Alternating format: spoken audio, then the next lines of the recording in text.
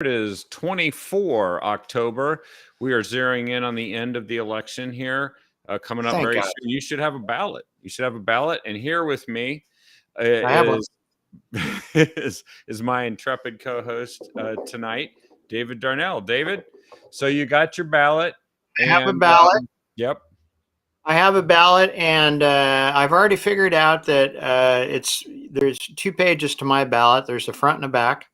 I don't know if that's the same in most people's in most counties, but I believe it is. I've heard a few things like that. So Yes. it's R on the front and it's no on the back. Oh, that's really good. Republican on the front and no on the back. I like it. Yeah. That's pretty close. And I mean, in Portland and Multnomah County, they got 800 gazillion idiotic measures that they put on the ballot to achieve leftist dreams of re-engineering, like giving that one of the measures is to give a vote to non-citizens in Multnomah County. And and to add ranked choice voting so that whether you're a citizen or not a citizen, you can't figure out what the hell you voted for and how they got into office. And then they've you don't need to worry about that if you're a voter. You just leave it up to the experts. That's right. Well, here's the easy rule of thumb for all the measures. There are only 2 in Multnomah County to vote for, and they both involve auditing. That's it. Vote for audit. Yep. Everything else, it's no. No. All super stupid. And Republican, as you said, on the front side of the ballot. Yeah. Can you believe how Measure 112 ended up being worded on the ballot? Forced slavery. Yeah, they've got people thinking they're ending slavery. It's the dumbest thing. Oh, I can end slavery. Yeah.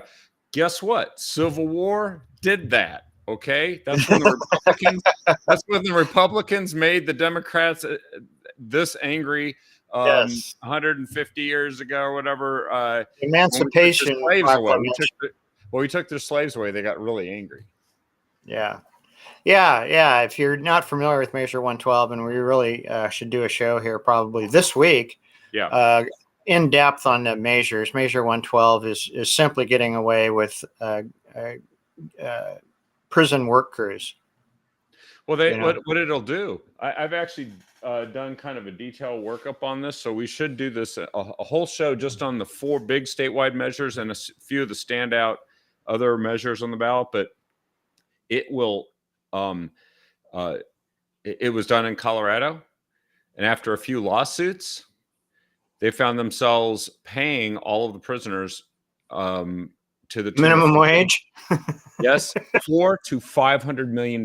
Didn't add a single jail cell, and or gave them the choice of hiring in the middle of a employee shortage, thousands of full-time PERS employees to do the same work that they've got the prisoners doing to maintain the place that they live. Right. And so I think it's a humanitarian thing. I mean, what prisoners do not want to get outside the prison walls and go work? Yeah. I mean, I would imagine most of them do. And it gets worse from there, because then they want to do, not only do they want to pay them, but of course in Oregon it'll end up being prevailing wage, right, for the work. And in Colorado they gave them the right to unionize, and therefore they can negotiate with the people that they would, of course, then elect. Does that sound familiar? Where have I heard that scheme before? Interesting. And they get paid vacation from doing prison work in prison. That's yeah. That's what happens when you let your state flip to Democrat. You know, Colorado was a hardcore, long time, always Republican state that was targeted by. Uh-oh, you froze. Apparently been targeted by the internet companies and the cut off your internet service there, David. Yeah, sorry about that. It's all right. I don't know where I left. Yeah, it's doing it again. getting the warning again. Yeah, well, it's the great achievement of rural broadband that the Democrats passed into law is working awesome. Just another day. My internet is courtesy of Elon Musk. Oh, right. Well, then they are probably jamming it. In fact, it's probably Putin. You can blame Putin. He's doing it. He made your gas prices go up, and he's jamming your internet. shoot down those satellites. You know, the big row. Kill them. Shoot them down. They're helping the Ukrainian people. Teach that David Darnell a lesson. Yes. Well, speaking of lessons, I learned one today. According to an Oregon court decision, and I know it's like that sounds like the opening. That's like three guys walk into a bar, you know, and in Oregon, that's what an Oregon court decision is three guys walk into a bar, three blondes walk into a bar. Well, so this one decided they accidentally got a ruling right.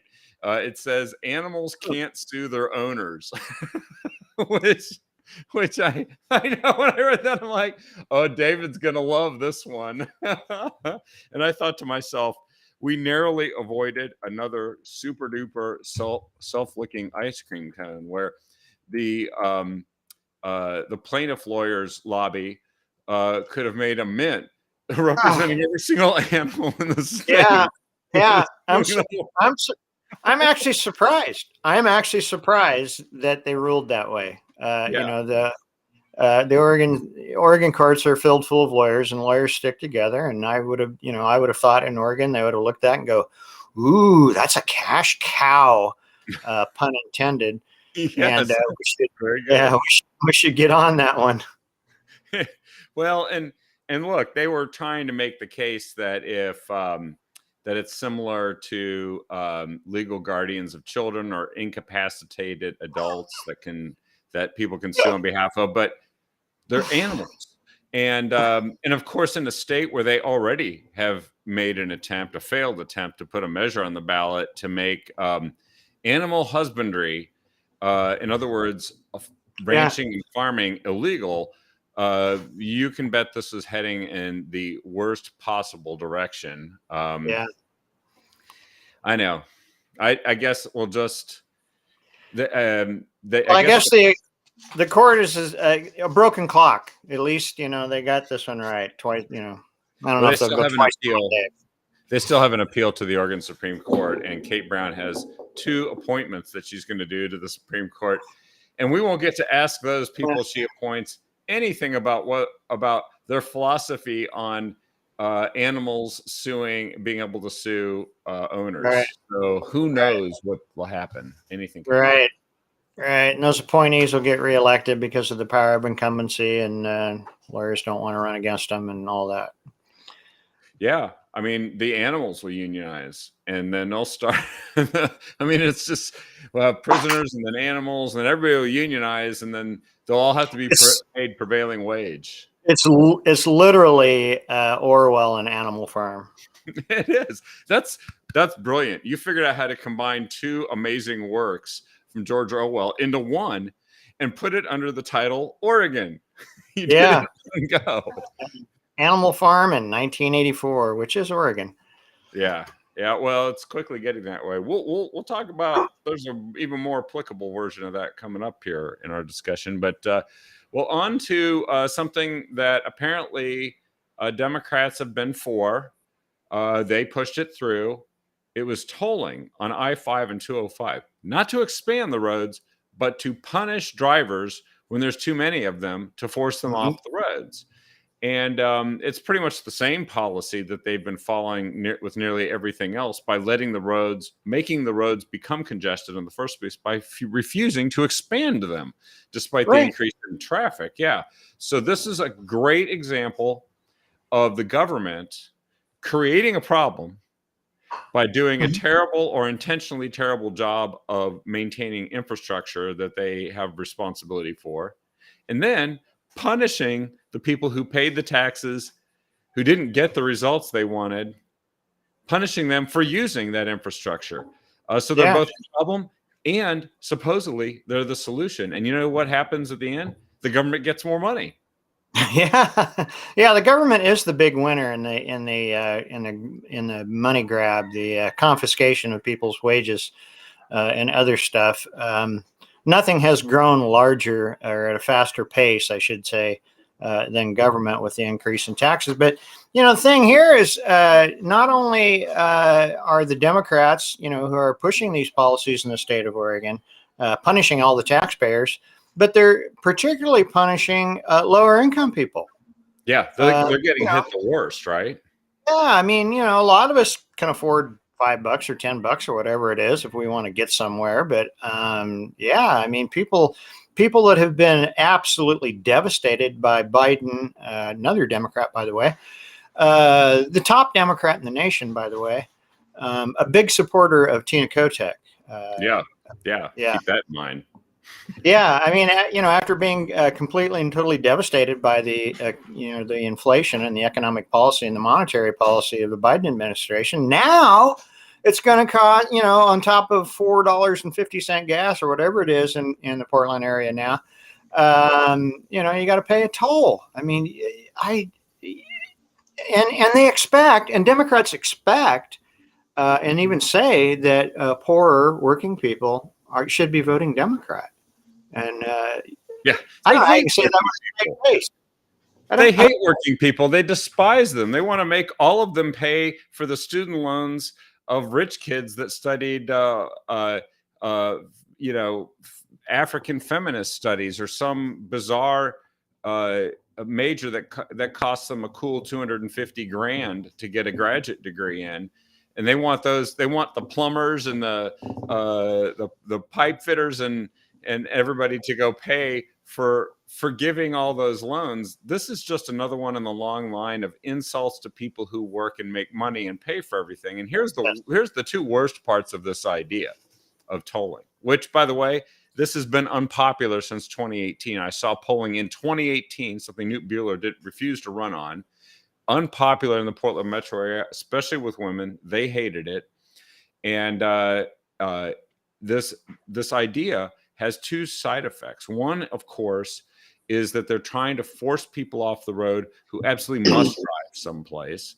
And ODOT suggests, if you want to avoid those prices, to change your travel time to other less congested times of day or make no trip at all, which sounds like the same philosophy that led to lockdowns during COVID, just the same dumb ideas. But, people are saying, well, wait a second.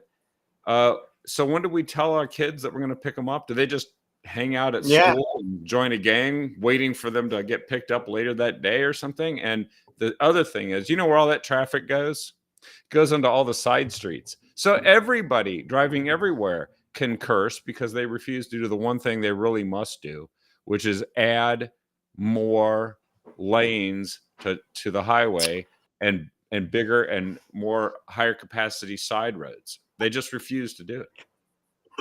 Yeah, well, I was going to say before I got frozen there that government would love you to leave school so they can hang out and join gangs and be indoctrinated, maybe change genders. But the funny thing, the deal here is, I mean, so this is the way it's supposed to work. So if you need the plumber to come replace your water heater during the day, he's going to have to lug that water heater on a max, drag it down the road from the max station to your house. Or if you want him to do it like a regular plumber, then he can do it at 11 o'clock at night. Yeah. Yeah. When it's time and a half, overtime. Yeah. They've thought this whole thing out, haven't they? In fact, they don't want you to have a water heater. They want you to just sit at home and use cold water so that you can save the climate, because whatever you're doing to heat that water is causing the planet to get a fever. And so, they are not even done. This is why we have to send an overwhelming message in this election to these people, is that they aren't even done coming up with bad ideas. Literally the same day I see the tolling article, which is an article criticizing and saying unless lawmakers reverse course, we're going to get tolling. And so it's a warning. Vote for someone who matches your views on tolling, which I think is smart. But then the same day I see an article from the Baker City Herald. Should Oregon make mandatory a road user fee? So they're not done figuring out how to suck money out of your pocket for using the existing roads. Now they want to add a fee that, guess how this will be done? They will charge you. They'll track your car to figure out how much mileage you're expending, and then they're going to charge you for it. And in general, I don't have a problem with usage fees for things, except we're paying a gas tax that's supposed to do this. It's a usage tax, by the way, too. It's not a fee. And that's the funny thing about this. With all this stuff going on, previous legislation passed by the Democrat supermajority is incrementally raising gas taxes. Yes. Yes. Right under our nose. Yeah. So I'm not sure what they're gonna. I guess they'll have to go. I guess they'll have to just raise the gas taxes to $4 or $5 a gallon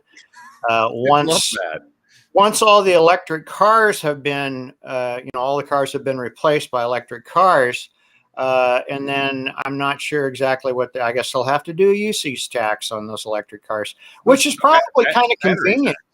Yeah, it's probably, there you go. Probably kind of convenient because I'm sure most of the electric cars are track ready. They've got all the technology to report back to the government. Hey, I drove to, I drove at 4 o'clock in the afternoon on 205. And what could go wrong with the government tracking your every move and then maybe deciding whether or not you should be on the road or not? What could go wrong with that? I don't know.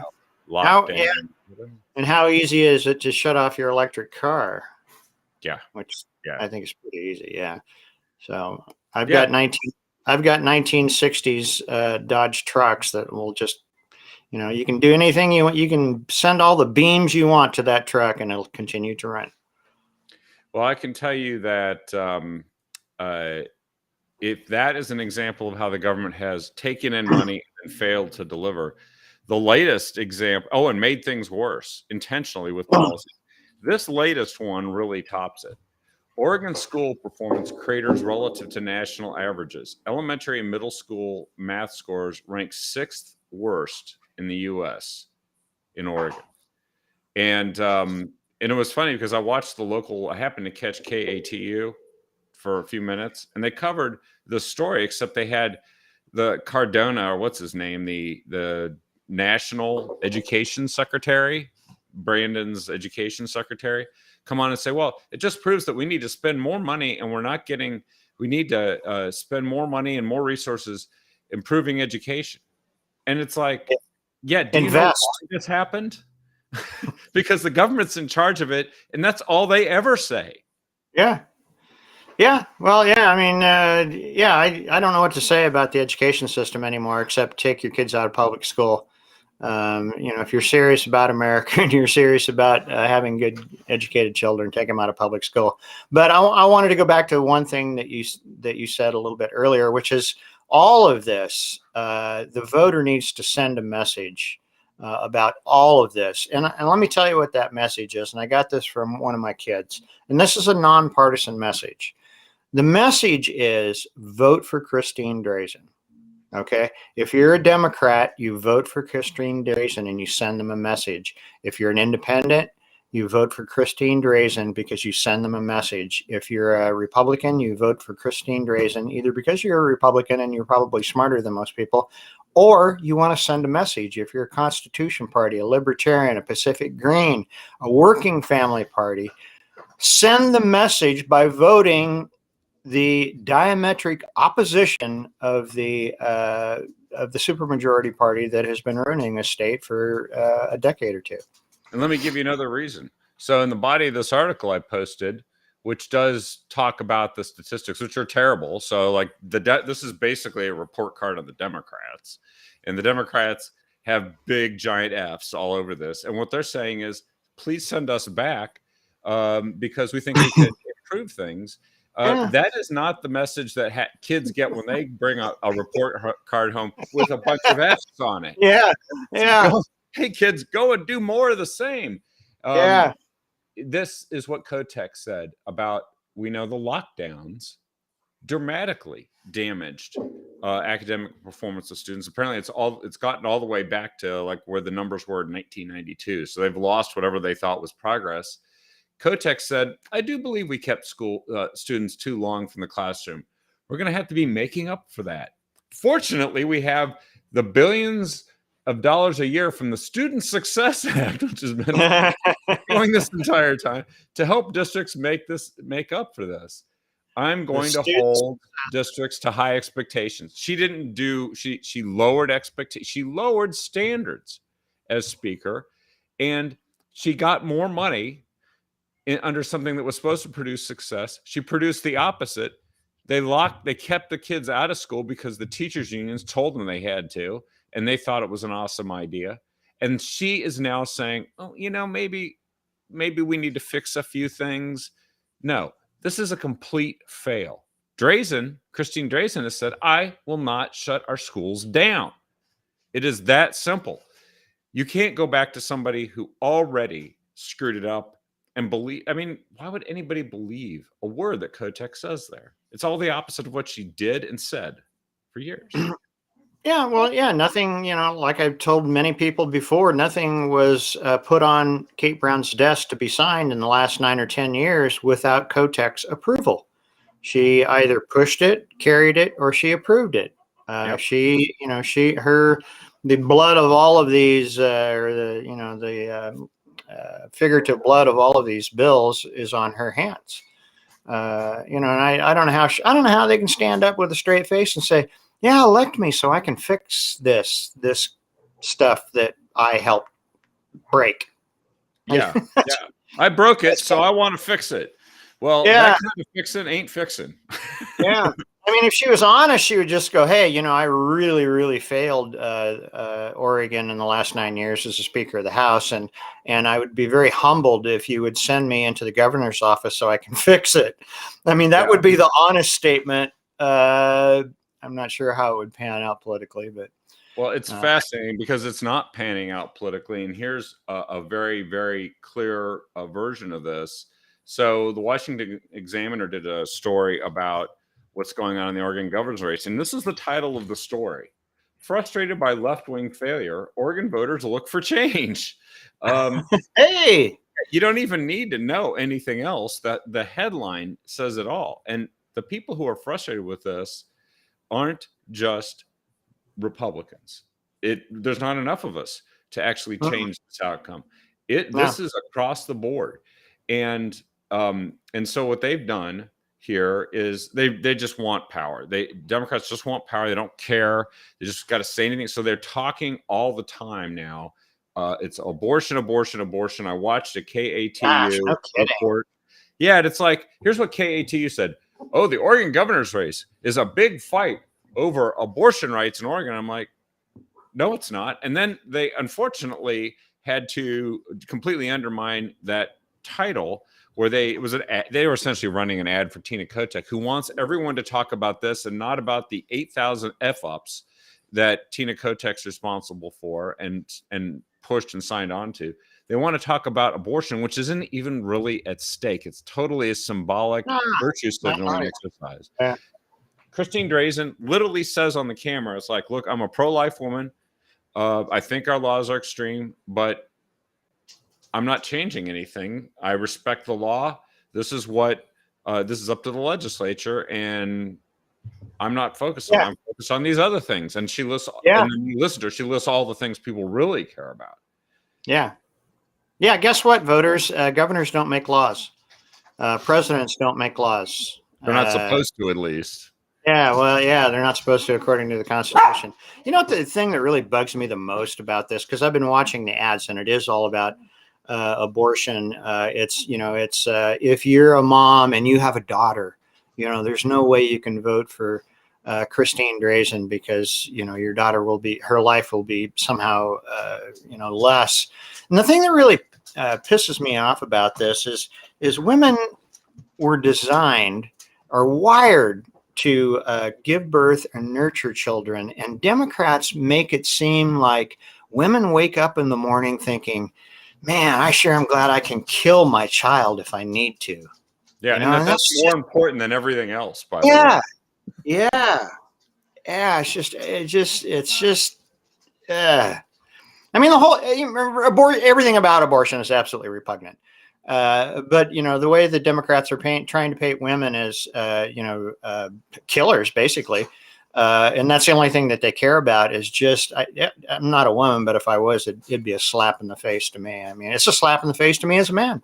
Well, I Pat just Finley here, one of our folks that are following the show here, says, doesn't Kotek think that taxpayers should fund motel rooms for foreigners to come here and get abortions? I don't know about foreigners. Perhaps. I know that they want everybody from the rest of the country to come here and get free Oregon government paid abortions. Now, Mhm. if that's the only thing I know of around the entire abortion issue that's at stake in this election, and I actually don't think there's a single chance in hell that people are going to vote for Tina Kotek because in overwhelming numbers because they think that what Oregon should be doing is ignoring all the other problems the Democrats caused and the complete mess they can't campaign on so that we can pay for abortions from people from other states. Yeah. Yeah, ignore all the problems that are actually causing problems in your life. You know, like the price of food and the crime everywhere and everything. Lack of housing. I don't know if people realize it, but lack of housing is government caused. And Oregon is the chief offender in the entire United States of America, being the only state that has centralized land use planning at the state level. And it's a Uh, failure. It's a failure. yeah, That's why you can't afford anything. abysmal failure. It's an abysmal failure. I guess it's a success for those people from L.A. and Chicago and New York City and Atlanta and maybe Miami that want to come, play in Oregon for a week. But for if you have to live here, it's just an absolute failure. We really, really need to get rid of that what used to be called the LCDC. And put land use decisions back into the hands of counties where it should be. Well, and you know what? Not only is this frustrated by left-wing failure, Oregonians are looking for a change thing coming true, but guess who's noticing? They're bringing all the big shots in right now to try and pull Tina Kotek's, thin layer of fat out of the fire because Senator Elizabeth Warren is actually. Oh yeah, she's a heavyweight. Well, didn't they bring? I mean, already brought the heaviest of the heaviest weights. Joe Biden, who is Mr. Democrat himself. I'm not sure. Yeah, he's so popular. Actually, they only brought him out here so he could go and make another teenage girl uncomfortable by invading her personal space and telling her to get married till she's 30. But I digress. Senator Elizabeth Warren, who I do think is not cognitively impaired, came out here and said the following: I came here because Oregon is dangerously close to flipping red. They are pooping their pants. And it is pretty obvious because she's not the last one. I happen to know that the socialist lion himself, Bernie Sanders, is coming out here. Bernie can have an effect. I mean, Bernie won.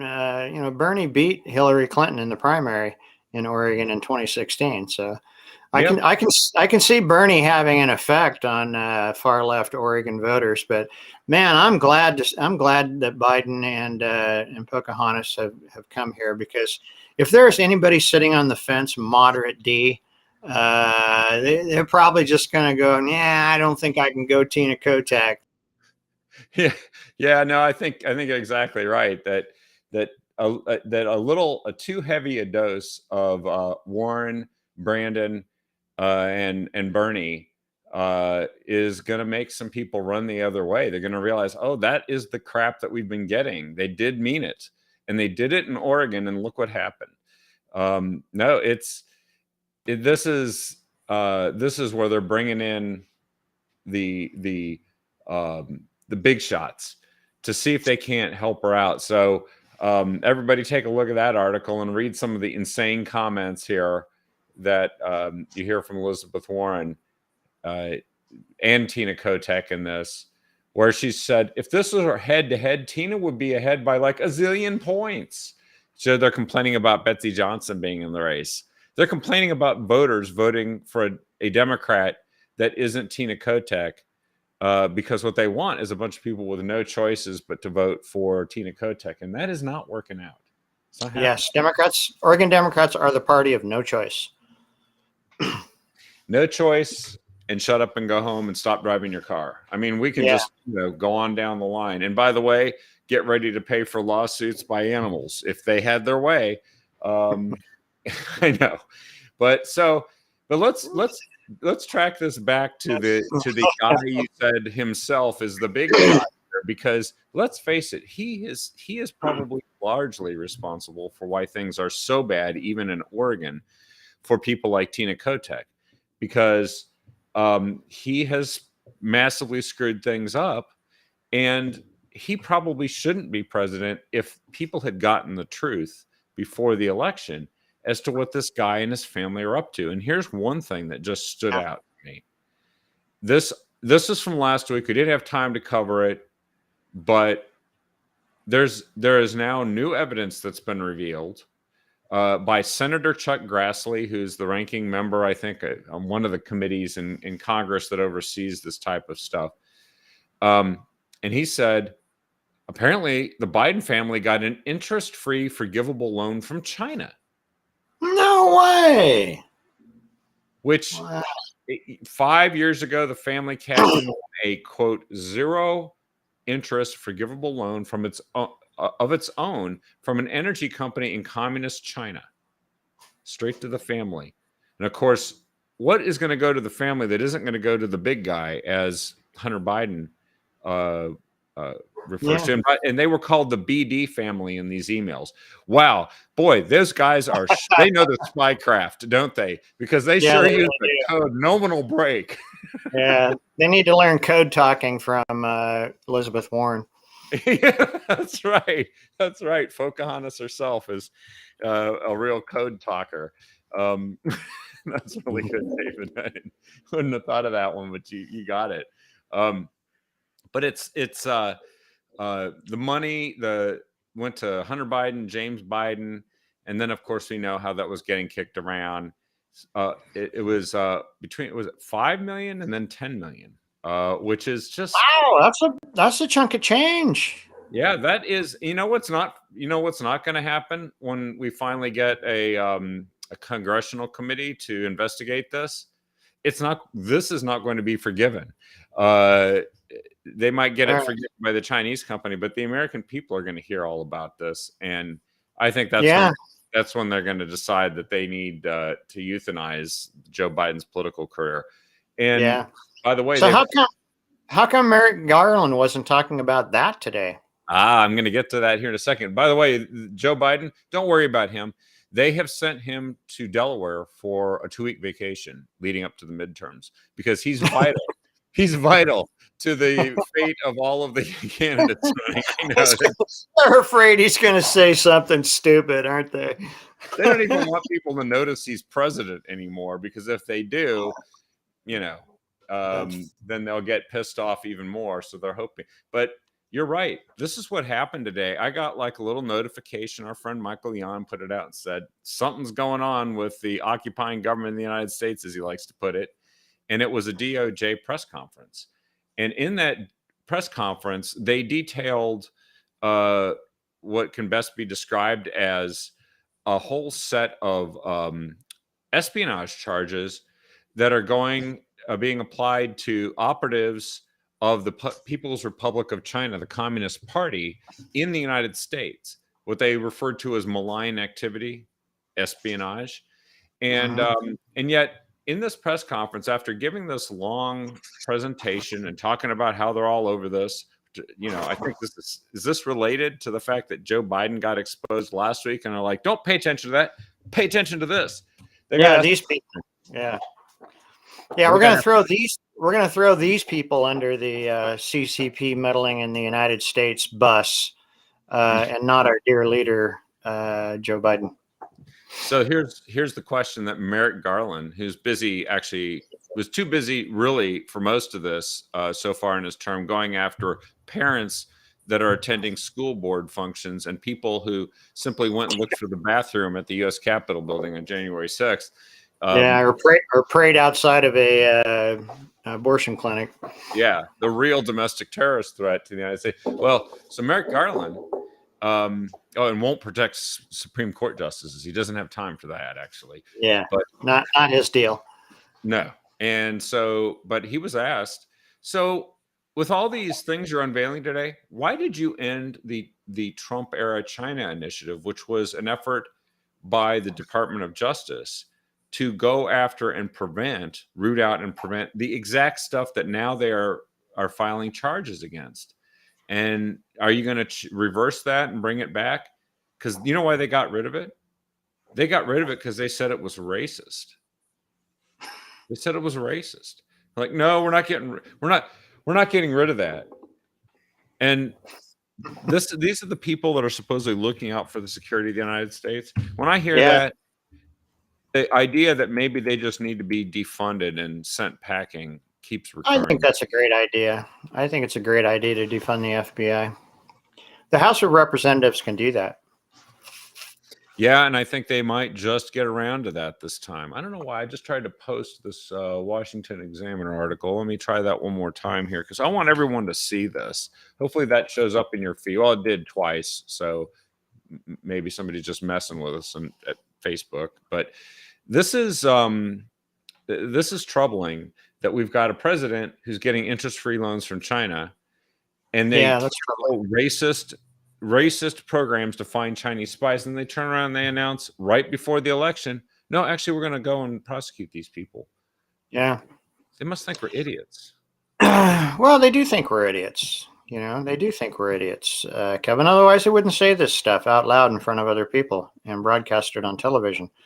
And, you know, and the FBI is just, you know, it's just a weaponized agency now of the Biden administration. And I'm sure we can expect it to be such until somebody cleans house there. Yeah. You know, I mean, there's some either defund it. I mean, my personal preference is defund it, shut it down.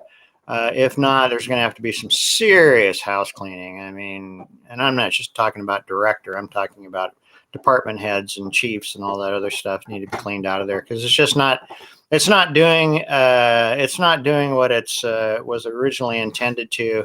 And let's face it, I'm pretty clear. I think it's pretty clear the founders never intended that the federal government would be so large or would impose so many laws on its people that it needed a federal police force. Well, and we know that things are bad when the last refuge of the scoundrels running our state and our nation are relying upon the people that control information or the ability to assign a malign tag to somebody who disagrees with them. So here's what the RNC just did the other day. They filed a lawsuit against Google for essentially taking all the email that go to Gmail and sending them to spam, somewhere around one for every 9 emails or 10 emails that were sent by Democrats that got through, only one got through for Republicans to a Gmail account. And that means the people who aren't receiving these emails are none the wiser. They estimate it costs them $1 billion in fundraising. Mm-hmm. And they noticed that at the end of the month, that's like a time when there's you start getting those too. It's like, it's the end of the month. Please donate. We're trying to beat the deadline. You know what happened for every single month, 10 months in a row, while the RNC was monitoring this over the last year? They figured out through surveillance of email accounts that were used to test this. Google has systematically attacked the RNC's emails for 10 months in a row during the key period at the end of the month. They noticed that literally you could set your clock to it, that as soon as you got within the last few days before the end of the target of the month, their emails would drop to zero. They said the evidence is that the emails would be there'd be 90 to 100% delivery down to 0 at the end of the month, every single month, like clockwork. Yeah.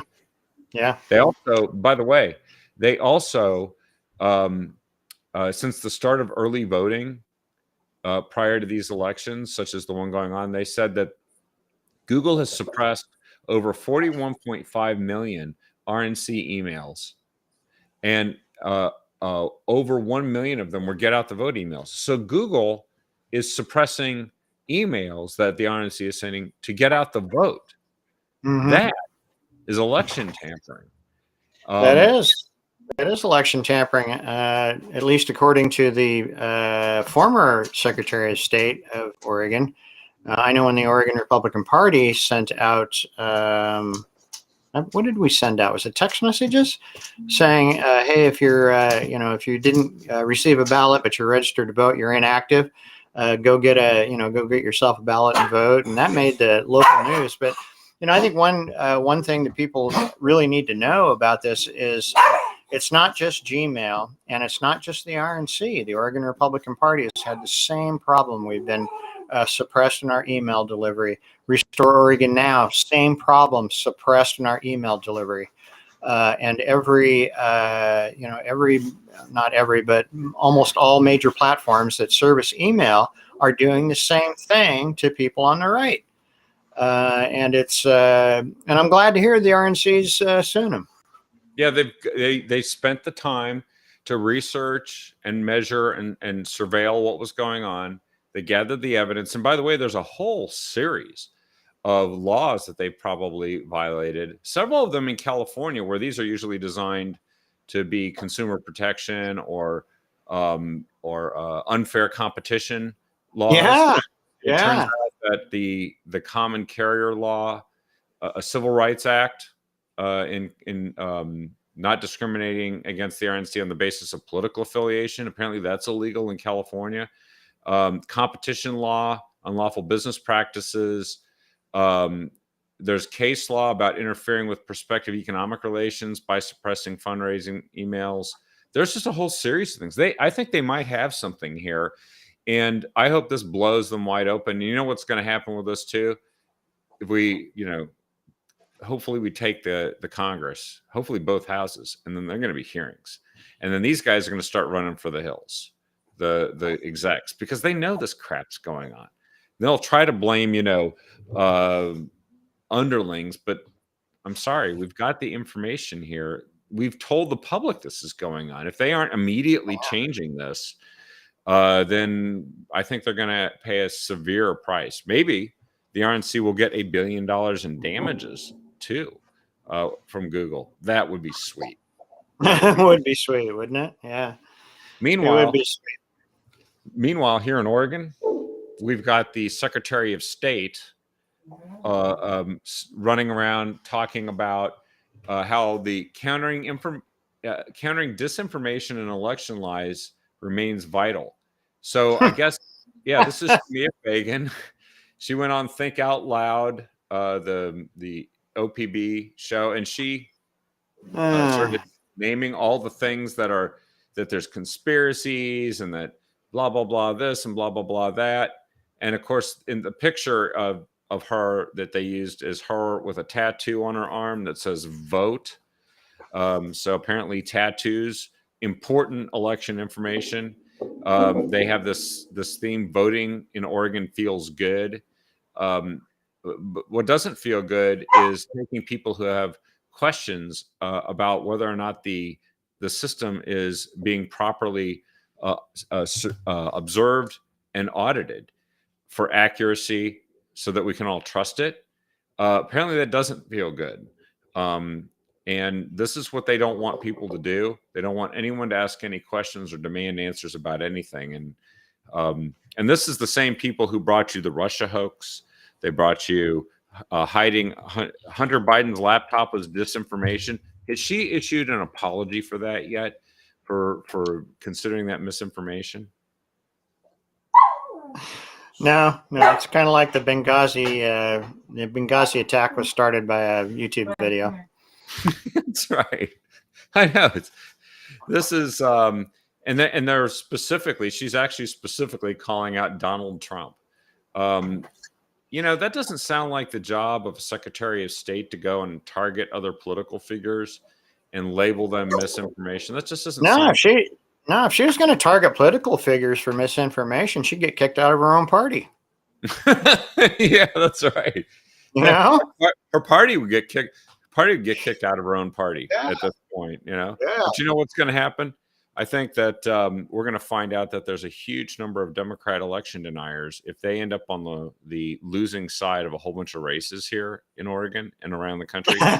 Yeah. Well, we saw them in 2016. Hillary's crew.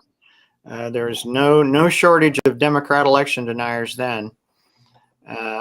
So yeah, you're right. We'll see them again. Yeah, they'll probably use their friends in the court to file injunctions and recounts and whatever the hell they can possibly do. There's just no possible way that people could have voted against these policies. I'm sure. No possible way, because they love us. Don't you know that? Yeah. They're dumb. They're dumb. They don't know. They don't know that we're screwing them over. Especially the poor people. The poor people. The working people of color. Yeah. None of them know. Well, I am feeling optimistic and feeling like these guys are starting to really get nervous. When you have to bring in Elizabeth Warren and the Decemberists and Joe Biden, and then Bernie Sanders to save a gubernatorial candidate in Oregon, you are on the ropes, pal. Yeah. Well, I'll tell you I'll tell you, and it'll probably happen in the next 10 days. If things go really bad, then James Taylor's coming in. Oh, yes. James Taylor, maybe Whoopi Goldberg. They might parachute her in. Be a big crater when she lands, but Whoopi Goldberg, and there will be what is it? Who is the group that came and played for Obama in one of his rallies? There's somebody, I forget. I can't. Well, there's a whole bunch of those idiots, right? If they stuck the plane. Dave Matthews. Most of them are those kind of idiots, which is too bad because some of them I like their music, particularly Dave Matthews, but he's become a real left. I'm not even sure he's a citizen, but he's become a real leftist activist. That never stopped Democrats from wanting somebody to get involved. That's right. Yeah, true. Yeah. Apparently, those are the same people that say that Vladimir Putin is behind all of this stuff, and yet they want people from other countries to come in and sing to us. So, okay, fair enough. Well, you called it. James Taylor will be the sign that they are truly over. SOL. Yeah, it's over. If James Taylor's coming to Portland, it's over, folks. Christine can celebrate. That's right. They won't have to wait to count the votes if that happens. I know. No, you won't, because you should know. It's kind of like when the 2020 election, when I was listening that night, I heard the strangest thing I'd ever heard. And someone was, a talking head on must have been the radio because I was driving. Talking head on the radio said that, what was it? He said that, that the election is not over yet because none of the major 3 networks have called it. Yeah, because they run our elections, apparently. Apparently, yeah. So if James Taylor shows up, he will have called it for a Republican win in Oregon. That's right.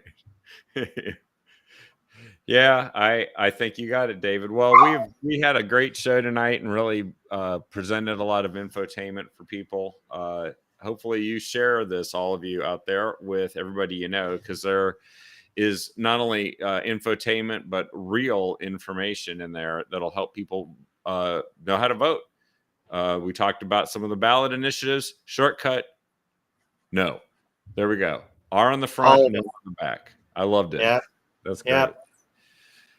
And I hope everyone does get around to sharing the show as much as you can on other sites too. We'd appreciate that. David, thanks for joining me here tonight. Thank you, Kevin. We'll have some other interesting shows this week. Guests are going to be joining us on Tuesday and Wednesday, which should be very interesting for all of you. And then, of course, the news always gives us something to talk about here in Oregon. So thanks, everyone, and have a great night. We will see you tomorrow night on the Captive Audience. Have a good one. Good night.